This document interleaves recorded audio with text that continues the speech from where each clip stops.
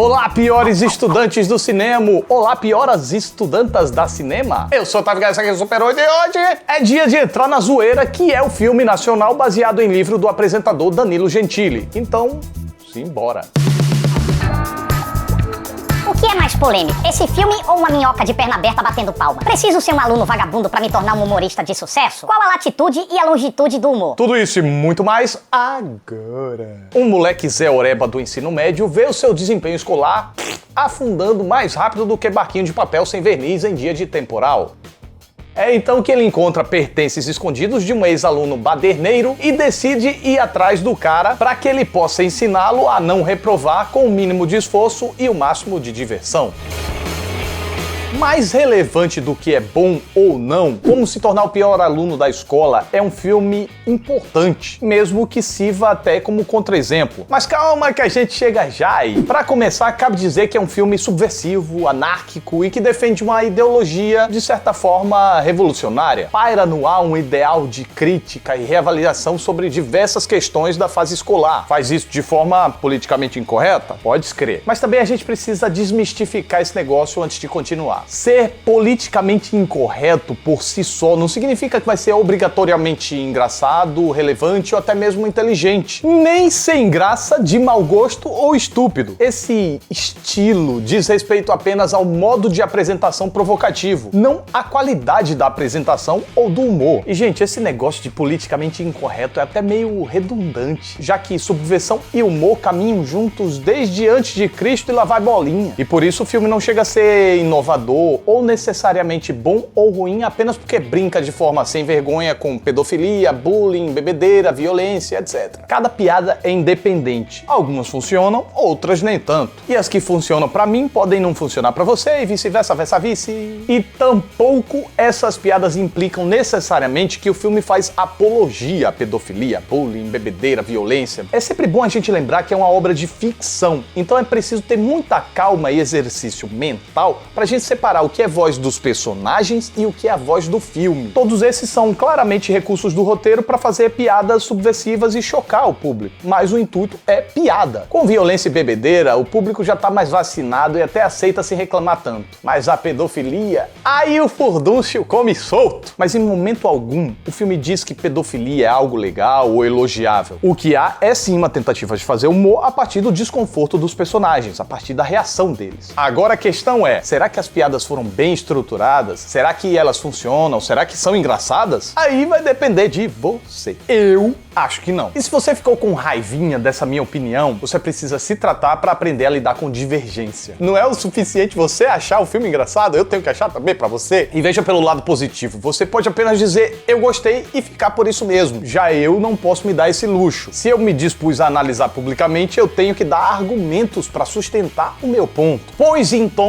não funcionou pra mim, não por eu achar de mau gosto, mas por ser previsível e bobo. No momento em que aquele personagem exótico convida os guris pra entrar no apartamento dele, a situação já estava se desenhando antes mesmo de acontecer. Depois vai ficando mais pesado, mas sem fugir da previsibilidade e eu vou além. Fica até forçado. Os fedelhos estão lá discutindo qualquer groselha sem importância em primeiro plano, apenas pra dar tempo pro pedófilo agir lentamente em segundo plano. E quando ele age, é uma surpresa. A atitude dele é óbvia, pois já estava clara a sua tara criminosa. E igualmente óbvia foi a reação dos moleques. Já mais à frente no filme, esse humor negro com pedofilia poderia ter sido utilizado de uma forma mais eficaz, quando sugere que um certo personagem chato, mais ingênuo, vai cair nas garras do predador infantil. Só que nesse caso tem um erro de foco na piada. A graça da piada parece estar em olha, uma criança vai ser vítima de pedofilia e é engraçado porque ele é mala e pedante.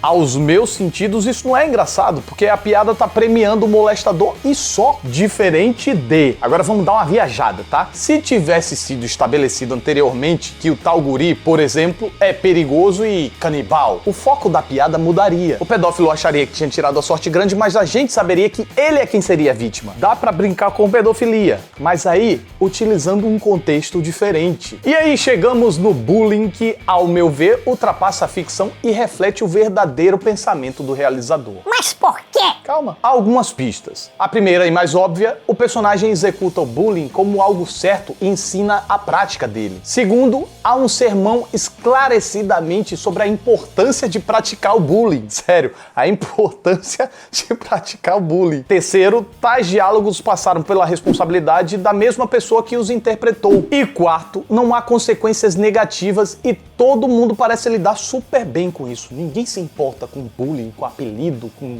pegadinhas de mau gosto, não. Até há uma ameaça de que isso poderia ser algo pesado para um personagem, mas só serve para mais bullying. O que foi subversivo, legal, funcionou como piada. Só que aí eu acho que falhou ideologicamente, não entendeu? Vamos supor o seguinte, e se o personagem que parecia estar ofendido estivesse realmente dizendo a verdade? A gozação com ele teria sido pesada demais? O personagem do Danilo Gentili demonstra que sim. Logo, o bullying não é tão inofensivo assim, e o próprio filme confessa isso nessa parte. Ok, eu entendo que é importante reconhecer como se é para não deixar que ninguém o inferiorize, mas vir a defender a humilhação alheia como algo saudável e inofensivo, aí é demais. Vai contra a cacetada de exemplos que provam que não, bullying não é inofensivo e pode sim causar feridas psicológicas que levariam bastante tempo para serem curadas. E sabe como isso poderia ser a voz do personagem apenas e não do filme? Se houvesse alguma consequência negativa do bullying. Mesmo que fosse em forma de piada, já estaria valendo. Mas não tem. E as piadas do filme, em geral, tendem a ficar apenas na superfície. E aí o espectador que tem um pouco mais de bagagem cinematográfica não vai achar tanta graça. Por quê? É nervoso? Porque consegue antecipar o que vai acontecer com facilidade. E a surpresa é uma das maiores aliadas da comédia. Querem um exemplo bem claro disso? O Cabaço! Que o personagem do Danilo Gentili insiste em falar a todo momento. É sempre a mesma coisa. Os moleques cometem algum vacilo e... Cabaço! Tá, isso não é tão engraçado. E novamente eu ressalto, investir apenas na primeira camada do politicamente incorreto não basta. Porque uma vez estabelecido que o filme vai seguir essa linha, até isso fica fácil de antecipar. Só lembrar de quando os pivetes decidem fazer as pranks lá, as pegadinhas com os professores e as melhores ideias que eles têm é colocar giz nos ventiladores, serrar a cadeira, fazer papel higiênico cair do teto, encher uma bola com pedras para um professor chutar, passar a bunda na maçaneta. Ok, essa última gera algo inesperado em um segundo momento. Claro que também seria injusto se eu dissesse que não fui surpreendido em certas ocasiões e, consequentemente, me diverti. Há alguns momentos inspiradíssimos, sim, e alguns, inclusive, usando o tal do politicamente incorreto, como aquela sequência que satiriza o jeitão do Chico Xavier. O filme não é de todo mal. Dá pra se divertir graças ao ritmo dinâmico, cheio de recursos de montagem, efeitos sonoros, letreiros visuais, pra dar um ar descolado, o que até combina com a proposta. Gosto ainda da irreverência e a falta de freio quando o longa fala de si mesmo, falando sobre as atuações do Carlos Villagrán e do próprio Danilo Gentili. E eu concordo plenamente. Villagrán divertido com seu jeitão que tenta parecer camaradão pra lidar com os alunos, mas com um sotaque fortíssimo e às vezes é até difícil de entender, mas isso jamais incomoda, pelo contrário, é até divertido. Divertida também é a sua composição que começa confiante lá em cima e vai perdendo a paciência aos poucos, passando a gritar e se tornando ainda mais confuso, quase como uma espécie de Pato Donald mexicano. Ah, e uma curiosidade, é impressão minha ou em alguns momentos ele estava absurdamente mal dublado por si mesmo? Bom, seguindo. Danilo Gentili tá canastrão. Eu gosto da sua composição de personagem. Ele convence como um babaca, escroto e exibe a postura de quem realmente teria talento para praticar aqueles golpes. Porém, quando ele fala, a flexão da voz nem sempre ajuda. Um exemplo claro disso é a cena em que ele se desaponta com os moleques por não conhecerem o Karate Kid original. Ele pausa ou flexiona a voz para mostrar a irritação em momentos que descredibiliza o que o personagem tá dizendo. Não parece que realmente o personagem defende aquilo, o que é confuso, já que tá na cara que o próprio Danilo defende, sim. E eu não sei como foi o processo de criação de personagem, mas me parece que por ele ser o autor da obra original, ele estava bastante seguro do texto e decidiu atuar por intuição. Uma pena, porque ele pode ser um ótimo stand-upper, um ótimo apresentador, mas a atuação para cinema é diferente. Já as crianças mais puras e sem vícios de atuação entregam personagens mais genuínos em postura e fala, com destaque para o protagonista que convence como bunda mole e depois como aprendiz de contraventor. E, por fim, não tem um professor maneiro. Todos são estereótipos do professor quadradão que quer pôr ordem na classe com arrogância. Os professores desse filme parecem ser uma subclasse de humanos. Eles não parecem ter vida, eles não parecem ter sentimentos. Eles estão ali para fazer o terror da garotada. notada. Bom, eu suponho então que eu tive muita sorte que a maior parte dos meus professores apenas queriam me transmitir o conhecimento deles. Tem professores mequetrefes? Claro que tem, em toda a área tem gente mequetrefe. Mas, se o sistema educacional brasileiro é falho, e eu tô bem inclinado a concordar com isso, a culpa não é apenas dos professores. Eu diria que a menor parte é dos professores. E eu não vou ser irresponsável para querer dar uma solução segura para o ensino sem pesquisar ou me informar. O que eu posso é palpitar. Que uma educação em que os alunos pudessem escolher as matérias e montar sua própria grade, acredito eu que seria mais vantajoso. Claro, também a partir de um certo ano letivo. O básico tem que ser ensinado a todo mundo mesmo, porque é o básico. Mas depois não há razão para se aprender tanta coisa específica, decoreba e engessada quando não se tem o menor interesse para enveredar nessa área. E claro, seria interessante a inclusão de disciplinas menos ortodoxas como canto, instrumentos, atuação, astronomia. Mas entre defender a vagabundagem completa no lugar de estudar porque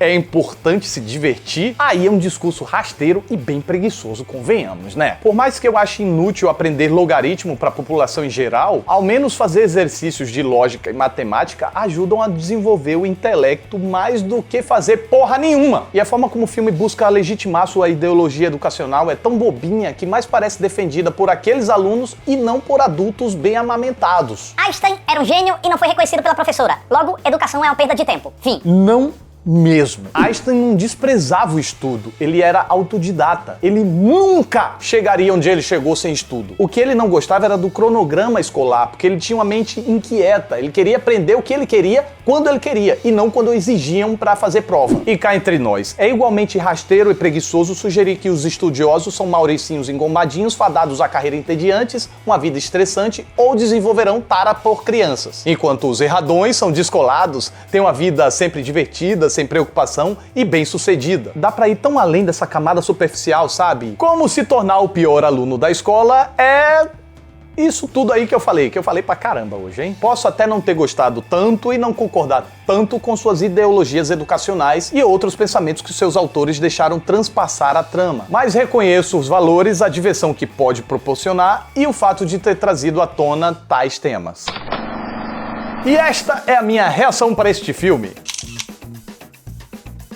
E vocês, o que vocês acharam desse filme? Comenta aí que eu tô bem curioso pra ver a opinião de vocês. E por favor, né, gente? Se discorda com elegância. Gostou desse vídeo? Dá o seu like. Gostou do canal? Fica aí, se inscreve. Então é isso, mais um Super 8 tá chegando ao final. Fico muito grato pela atenção de vocês. Muito obrigado, até a próxima e... Sai, droga de livro! Sou revoltes! Na verdade, essa aqui é a história, né? História é sempre importante pra gente saber o que aconteceu das coisas. E inglês, ó. Inglês é, né, pra gente se comunicar e fazer as entrevistas com o pessoal, os gringos, né? Então. Eita, português.